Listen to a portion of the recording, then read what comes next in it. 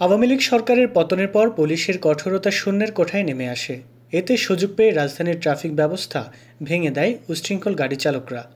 অবৈধ রিকশা আর ব্যাটারি চালিত রিকশা চলতে শুরু করে প্রধান সড়কে। যে যেভাবে পারছে নিয়ম ভাঙছে। এতে যানজটে নাকাল হয়ে পড়ে রাজধানীবাসী। এই অবস্থার লাগাম টেনে ধরছে ঢাকা মহানগর পুলিশ। দুর্ঘটনা প্রতিরোধ ও শৃঙ্খলা ফেরাতে একদিনেই ৬৩৩টি মামলা ও ২৩,২৪,০০০ টাকা জরিমানা করেছে পুলিশ। একই সঙ্গে ১৬১টি গাড়ি ডাম্পিং ও ৩৩টি গাড়ি রেকার করা হয়েছে। শনিবার দুপুরে ডিএমপির থেকে পাঠানো এক সংবাদ বিজ্ঞপ্তির মাধ্যমে এই তথ্য জানানো হয়। ঢাকা মহানগর এলাকায় ট্রাফিক শৃঙ্খলা রক্ষায় ডিএমপির ট্রাফিক বিভাগের অভিযান অব্যাহত থাকবে বলেও একই বিজ্ঞপ্তিতে জানানো হয়।